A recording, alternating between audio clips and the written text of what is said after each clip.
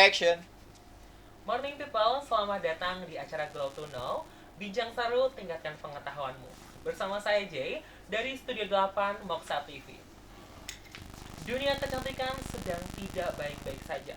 Muncul kontroversi baru, beberapa produk yang tidak sesuai dengan klaimnya atau bisa kita sebut dengan overclaim. Bahkan, ditemukan juga beberapa produk yang diselipkan dengan bahan-bahan berbahaya di dalamnya. Tentunya, polemik ini tidak hanya terlibat dari oknum-oknum tertentu, tapi juga brand-brand besar ada di dalamnya. Dari hal ini muncul rasa risau di tengah masyarakat, khususnya para penggiat skincare dan para penggunanya sekaligus. Episode kali ini kita akan mengupas tuntas secara mendalam permasalahan kulit dan isu yang tengah hangat diperbincangkan di tengah masyarakat. Di studio saat ini, saya tidak hanya sendiri, tapi saya ditemani dengan ahli yang kompeten di bidangnya, dermatologis Dr. Nada SPKK dari salah satu klinik di Yogyakarta. Selamat datang, dokter. Halo Kak Jay. Baik, dok. Aku udah benar-benar penasaran banget nih, dok, soal isu ini karena memang aku juga salah satu penggiat di dalamnya. Gimana sih, dok, tanda-tandanya dari kulit sehat? Karena mungkin banyak teman-teman di rumah nih ya yang belum tahu dari tanda-tandanya kulit sehat, atau mungkin malah mereka salah satu orang yang punya permasalahan kulit tapi mereka nggak sadar nih, dok. Ya, sebenarnya bisa dilihat di saat kulit kusam, kering kasar itu tanda kulit lagi nggak sehat, dan kemerahan yang muncul terus-menerus dan flek hitam juga menandakan bahwa kulit terkena masalah sensitif dan hiperpigmentasi. Munculnya jerawat secara berulang dan garis-garis halus menandakan kulit butuh perlindungan yang ekstra, terutama dari sinar matahari. Perhatikan tanda-tanda ini ya, karena kulit yang cerah itu menandakan kulit yang lembab, cerah, dan halus. Oke, dari tanda-tandanya tadi udah cukup detail ya, dok. Nah, aku juga pengen tahu nih, dok, ya, faktor dari permasalahan kulit itu bisa terjadi apa aja sih, dok? Contohnya penyebab masalah sehari-hari itu bisa disebabkan dengan kita tidak memakai sunscreen di saat kulit kita terpampang di atas sinar matahari, dan itu bisa menyebabkan penuaan dan flek hitam juga, polusi yang menyebar ke pori-pori, dan contoh yang lainnya itu bisa disebabkan dari pola makan, apalagi kalau jam tidur kita ini nggak teratur bisa membuat kulit kita jadi kusam dan lelah. Jangan lupa pakai produk yang sesuai dengan jenis kulit kita ya. Jadi kulit kulit kita agar tetap sehat itu balik lagi dari pola hidup kita masing-masing.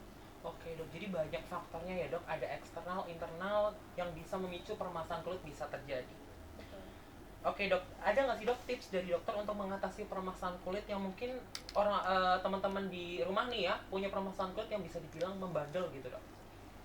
Tentunya ada. Untuk mengatasinya itu yang pertama adalah kita harus memahami apa jenis kulit kita dan pilih produk yang sesuai sama kulit kita. Contohnya kulit berjerawat cocok dengan produk yang mengandung niacinamide, dan kulit kering membutuhkan pelembab yang mengandung BHA. Dan jangan pernah lupa pakai sunscreen ya, karena sinar UV bisa menimbulkan masalah kulit. Rutin membersihkan wajah, terutama kalau kita sudah beraktivitas dan menggunakan make up.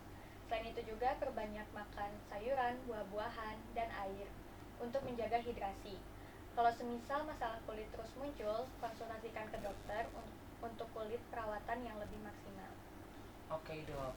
Kalau misal udah membandel banget, berarti memang harusnya larinya ke dokter ya, dok, Iya, ya, biar betul. bisa dibantu lebih detailnya. Ada nggak sih, dok, yang perlu diperhatikan dari skincare yang mungkin biasa kita pakai, yang mungkin biasanya teman-teman di rumah mungkin biasanya belinya dari e-commerce di luar, mungkin, dok, ada tipsnya nggak sih, dok? Ada. Pemilihan skincare yang tepat itu sangat penting karena kulit kita memiliki kebutuhan yang berbeda-beda sesuai dengan jenis kulitnya sendiri. Penggunaan produk yang tidak sesuai juga bisa menimbulkan banyak masalah seperti iritasi, kemerahan, bahkan jerawat. Misalnya kulit berminyak itu harus memakai produk yang membantu mengontrol sebum, dan kulit kering juga seperti hyaluronic acid atau ceramide. Kalau mau kulit nampak cerah nih, kita tentunya memakai vitamin C, dan untuk mengurangi garis halus kita memakai retinol. Jadi kita perlu tahu kebutuhan kulit masing-masing agar kita juga bisa memilih dan terhindar dari skincare yang overtime seperti yang sedang viral saat ini tentunya.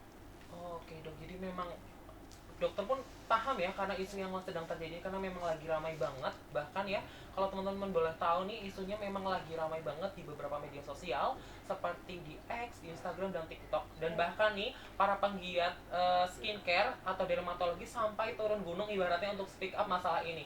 Ya seperti rekan-rekannya dokter Nada, kita bisa tahu ya, salah satunya seperti dokter Oki mungkin, atau dokter Richard, atau bahkan nih yang lagi ramai banget nih soal overclaim ini adalah si dokter detektif. Dia benar-benar sampai benar-benar blow up terus soal masalah ini.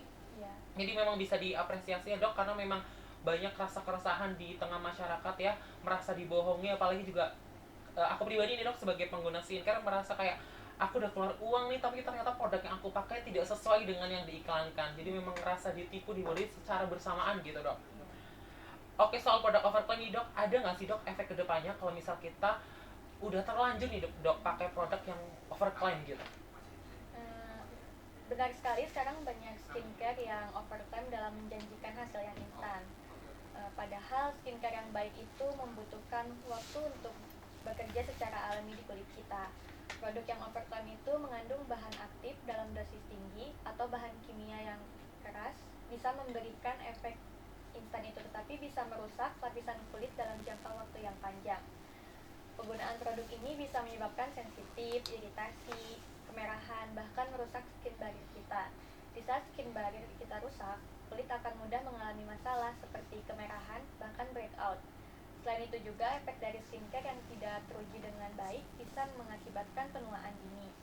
Jadi lebih baik kita memilih skincare yang sudah teruji klinis dengan hasil yang aman ya. Oke, baik dok, makasih banyak ya dok untuk tanggapannya soal produk overclaim tadi. Dan ada nggak sih dok tips untuk kulit kita nih ya, para pengguna skincare, biar terhindar nih dok dari produk overclaim? Dalam memilih skincare yang tepat dan aman itu, pastikan untuk selalu memeriksa komposisi produk ya. Cari produk dengan bahan aktif yang memang udah dikenal efektif seperti retinol, niacinamide, hyaluronic acid, tetapi dengan dosis yang sesuai. Dan jangan lupa perhatikan produk tersebut sudah memiliki izin BPOM atau lembaga yang lain. Produk yang terpercaya itu biasanya transparan dan manfaatnya sudah pasti memiliki ulasan atau bukti klinis. Hindari membeli produk skincare yang muncul di media sosial dengan klaim yang luar biasa tanpa bukti yang kuat. Konsultasikan juga dengan ahli kulit untuk rekomendasi skincare dengan kebutuhan yang sesuai. Dan ingat ya, perawatan kulit itu yang bertahap, butuh waktu, hasil yang maksimal juga. Oke dok, jadi memang harus bertahap ya dok, apalagi kalau misal kita pakai produk-produk yang kita misal udah dipasang di kamar. Karena setahu aku nih dok ya, aku juga sempat debat-debat kayak searching sendiri sambil cari ilmu, karena memang rata-rata tuh produk bekerja di kulit kita itu ya teman-teman itu sekitar 3-6 bulan. Jadi memang harus bersabar ya, nggak bisa kayak misal seminggu pakai langsung kulitnya langsung cerah glowing, itu nggak bisa ya dok ya, jadi memang harus bertahap. Jadi teman-teman ya, bisa kita ambil pelajaran ya, jangan pernah termakan yang namanya iklan. Kita harus recheck dulu produknya ya, kita harus lihat dulu brandnya itu memang terpercaya atau enggaknya. Jadi memang kita jangan sampai karena iklan, karena viral aja kita langsung pakai, dan ternyata kita mungkin jadi salah satu korbannya kayak isu yang sedang hangat diperbincangkan ya dok ya. Mungkin dari dokter ada tips, ada masukan buat teman-teman di rumah biar lebih rajin lagi skincare-nya nih dok? Ya, tentunya kalau dari saya jangan lupa memakai skincare yang sesuai dengan jenis kulit, dan kalau semisal sudah beraktivitas atau memakai makeup itu harusnya bersihkan dengan secara rutin dan bersih. Jadi simpel aja intinya, kita harus rajin skincarean tentunya, rajin bersihin kulit juga, dan biar kulit kita juga makin glowing tentunya, makin sehat juga ya, biar kayak dokter Nada nih kulitnya glowing banget juga. Oke ya, makasih dokter Nada yang udah hadir di studio Glow to Know hari ini ya, makasih banyak ya dok telah hadir hari ini. Jadi buat teman-teman ya, tadi hari ini benar-benar seru banget pembahasannya.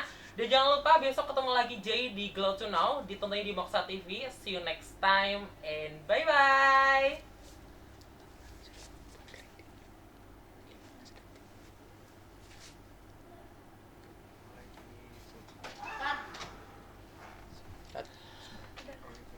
Masih ada Gak usah jadi zoom out gitu. Masih ada Oh iya tadi ya. Nggak apa-apa. Iya bagusan gitu sih. Aman.